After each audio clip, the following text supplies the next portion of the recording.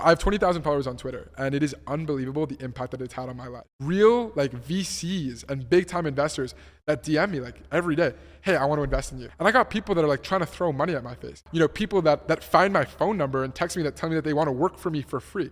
What the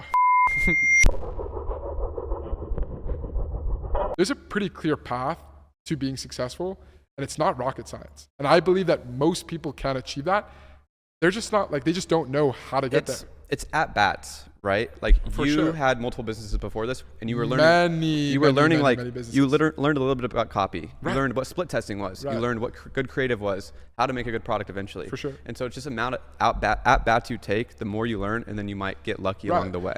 What I really believe is that it's not about intelligence, it's about experience. Mm-hmm. The more experience you have in the space, the sharper you become, and that leads to training like your intuition, like your subconscious, right? So it's not like you and me, like we're able to like look at a situation, and it's not that you're smarter than me, it's just that you have pattern recognition. You've seen that situation 800 other times. So you know exactly how to navigate. You know exactly what moves you need to make in order to cross that finish line. Whereas for me, I'm a newbie, I'm like, wait, hold on a second. I fall into this mousetrap here. I step on this landmine here. I'm not able to get from point A to B.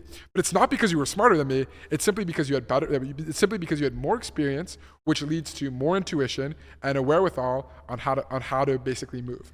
And so my biggest piece of advice for people is to get that experience, to learn those skills, and you can't cheat that. There is no shortcut.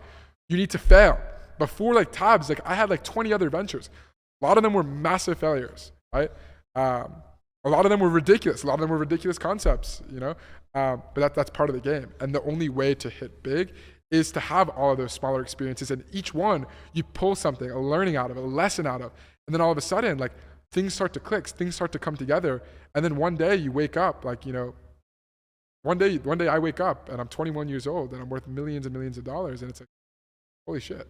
That experience created context, and now you can take that to any business you start. And so it's just a matter of at-bats. And I really feel like 3 years of entrepreneurship, you start to really get a good idea of like, okay, these are the basic skills, but apply everywhere. 100%. And even with like we were referencing earlier, like for me, like my parents, like they grew up in a time where if they wanted to learn something, they had to go to a library. Fuck that. Drive. We have the internet now. ChatGPT, bro. So when you say anybody can do it, and you don't want to glorify people, that's because the best information, Y Combinator, Stanford, Harvard, MIT, all those classes are on YouTube for free.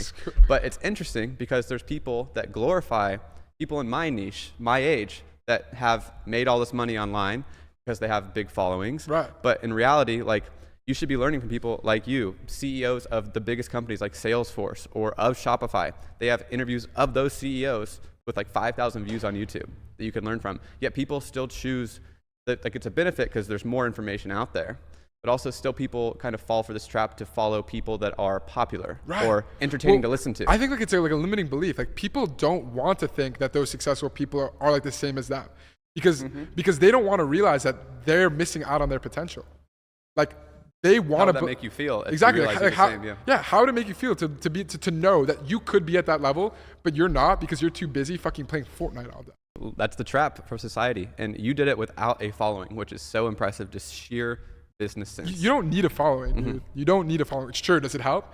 Absolutely. Which is why like now I'm like really investing on like building out my YouTube channel, and you know I don't see any money from that, bro. But I'm spending a lot of money on editors and a thumbnail designer, and you know fucking $4,000 camera, and you know these lights and the microphone and the whole setup. I don't see any return off that in terms of monetary, but the connections, the relationships that I've forged, the events that I'm getting invited to, the information that I'm getting from these people, can't put a return on. You need to understand that building a personal brand is a business. 100%. Is the business. And eventually I know that the money will come too. I don't know how, but I know that the money will come. I'm confident. I think I said this before you got here. Like if you make a good product, you can sell it without a personal following. But if you have a personal following, even average or below average product will sell. Dude, I have like 20,000 followers, a humble 20,000 followers on Twitter.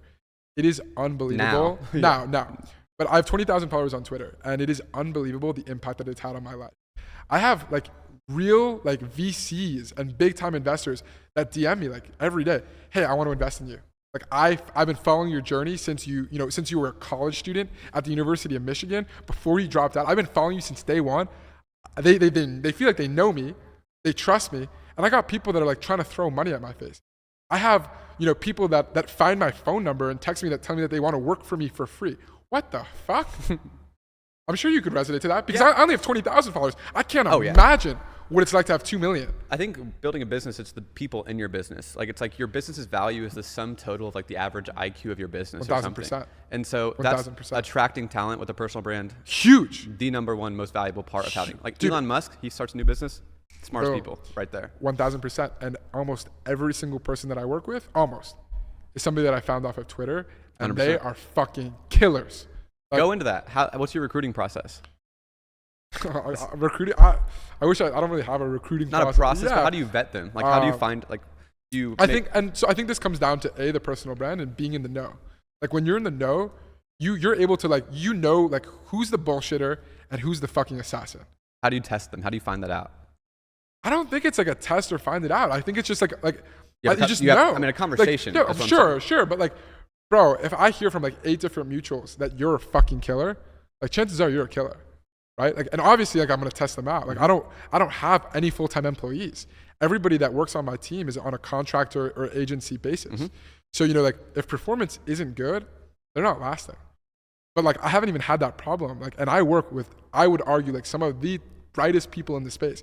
I don't even think that I could bring them on board as a full-time employee because they're so talented that they're running like 8 different brands, their own internal products. They're making millions of dollars, you know, among the 800 things that they do, where I'm just like a side project to them. But that's okay because they're so fucking brilliant, right? Huh. It's kind of like they have this skill set that they have built over 6 years, right? And now they can do the job effectively for you in like a few hours a day. You don't need them or they have a team underneath them that they've trained and they oversee shit, right? Okay. How many people are core to your operation, by the way?